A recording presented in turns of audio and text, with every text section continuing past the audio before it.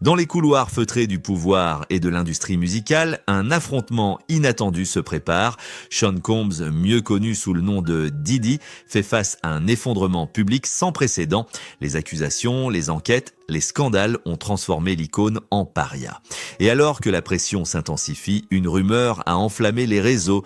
Donald Trump serait prêt à envisager un pardon présidentiel pour Diddy, à condition que certaines lignes soient franchies. À première vue, cela pourrait sembler être une lueur d'espoir pour Diddy, mais une ombre imposante s'est dressée sur son chemin. Curtis Jackson, alias 50 Cent, ce dernier n'a pas attendu. Il s'est levé d'un bloc avec une détermination froide. Selon lui, pas question que Diddy obtienne la moindre clémence. Son message est clair, pas de pardon, pas sur ma montre. Ce n'est pas qu'une querelle de célébrité. 50 Cent a ses raisons profondes et stratégiques. Il est l'un des rares dans l'industrie à oser défier Diddy ouvertement depuis des années. Leurs différends sont anciens, marqués par des provocations, des allusions, des menaces voilées. Mais cette fois, le contexte est différent. Il ne s'agit plus d'ego ou de rivalité. C'est une bataille d'influence, de réputation et peut-être de survie. 50 Cent a réagi avec une promptitude glaciale à la simple évocation d'un pardon.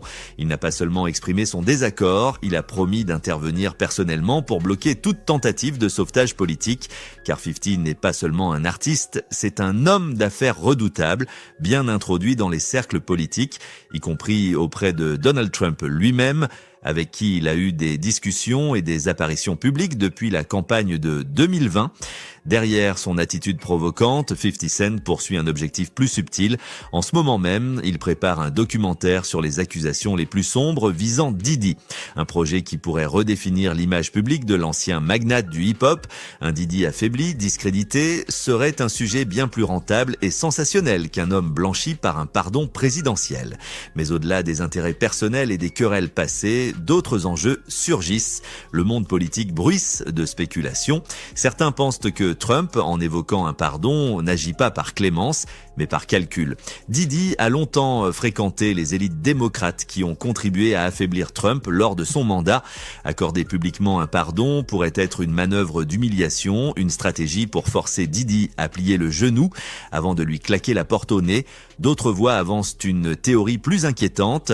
Trump pourrait utiliser Diddy comme levier pour obtenir des informations compromettantes sur les cercles démocrates les plus influents. Diddy, en quête de salut, pourrait se voir contraint de trahir ses anciens alliés en échange d'une promesse de liberté. À mesure que les rumeurs prennent de l'ampleur, une autre menace plane. Et si Diddy décidait de tout révéler, ce n'est un secret pour personne que derrière les paillettes, l'industrie musicale cache ses démons. Pendant des années, Diddy a côtoyé les plus puissants, observé tout, noté tout. Il sait où sont enterrés les secrets, les contrats occultes, les transactions douteuses, les nuits sans règles dans les villas les mieux gardées. Certains murmurent, prétendent que s'il réalise qu'il est abandonné, Diddy n'hésitera pas à entraîner dans sa chute ceux qui l'ont jadis soutenu avant de le trahir. Il ne serait plus question d'honneur ni de loyauté, ce serait une guerre totale. Le pardon de Trump pourrait alors apparaître comme une carotte pour maintenir Diddy sous contrôle, le temps d'arranger les choses en coulisses. Mais c'est un pari risqué, car si Diddy est l'homme de l'excès, il est aussi celui de l'orgueil. Accepter un pardon, c'est accepter de plier devant Trump, un homme qu'il méprise. C'est signer un acte de soumission publique, une humiliation difficile à avaler pour quelqu'un qui a bâti sa carrière sur l'image d'un homme invincible. 50 Cent semble l'avoir compris. Pour lui, laisser Diddy obtenir un pardon reviendrait à lui donner une chance de se relever, une chance de sauver sa réputation, de revenir en force et peut-être même de faire tomber ceux qui complotent aujourd'hui contre lui. Alors 50 agit non seulement pour solder ses comptes personnels, mais aussi pour empêcher Diddy de redevenir une menace. Dans les coulisses, une question hante les esprits. Diddy est-il prêt à tout sacrifier? Ses enfants, son héritage, son nom, le doute subsiste. Certains pensent qu'il est trop égoïste pour se soucier des conséquences. D'autres parient qu'il est encore assez lucide pour protéger ses proches, quitte à se taire. Le silence, justement, est ce que redoutent les puissants, car si Diddy parle, les conséquences seraient dévastatrices. Des carrières anéanties, des fortunes ruinées, des réputations réputation réduite en cendres. Il ne s'agirait pas seulement de scandales privés, mais d'affaires aux implications politiques, économiques et criminelles. Derrière le bras de fer entre 50 Cent et Diddy, c'est tout un système qui tremble et Trump lui aussi joue un double jeu dangereux. Offrir un pardon à Diddy risquerait d'aliéner sa base électorale, une base pour qui Diddy incarne tout ce qu'elle abhorre, le luxe décadent, l'arrogance des élites, l'immoralité d'Hollywood. Trump le sait, alors il laisse planer l'ombre d'un pardon sans jamais s'engager, semant le doute, instillant l'espoir tout en gardant ses options ouvertes. C'est un jeu cynique mais efficace.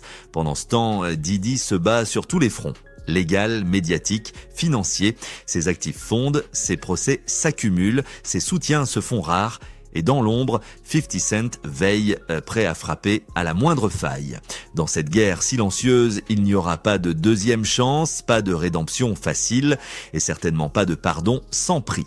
À ce stade, il ne reste à Diddy que des options amères. Chaque scénario ressemble à une descente sans fin. Accepter un pardon, c'est se soumettre publiquement. Le refuser, c'est risquer de tout perdre. De son empire bâti à la sueur de son image, il ne resterait que des cendres. Certains analystes avancent que Diddy pourrait tenter un dernier coup de poker, négocier en secret, offrir des informations compromettantes aux fédéraux pour réduire sa peine sans passer par Trump. Mais même cette option a un prix. Il deviendrait l'homme à abattre, condamné à vivre caché, traqué par ceux qui l'auraient trahi. Et s'il choisissait le silence, par orgueil, affronter son sort sans compromis, ce serait la chute finale, peut-être la prison, peut-être pire, mais au moins il préserverait l'illusion d'une dignité intacte. 50 Cent observe, il sait que chaque mouvement de Diddy est dicté par la peur, l'orgueil et la survie. Et dans ce jeu cruel, il n'y a pas de place pour la pitié. Il attend que Diddy trébuche, que son masque tombe définitivement. Dans les cercles fermés de l'industrie musicale, les langues commencent à se délier. Certains magnates s'agitent, inquiet de voir Diddy craquer sous la pression, car s'il tombe, il ne tombera pas seul, il entraînera avec lui ceux qui, pendant des décennies, ont prospéré dans son ombre. Trump, lui, continue d'agiter la possibilité d'un pardon comme une épée suspendue, une arme de plus dans sa guerre contre ses ennemis politiques, un signal envoyé à ceux qui, dans l'ombre, tirent encore les ficelles. Le pardon est devenu un piège, l'espoir une arme, et Diddy, autrefois maître de son empire, se retrouve simple pion sur un échiquier qui le dépasse. Pas de héros, juste des ruines.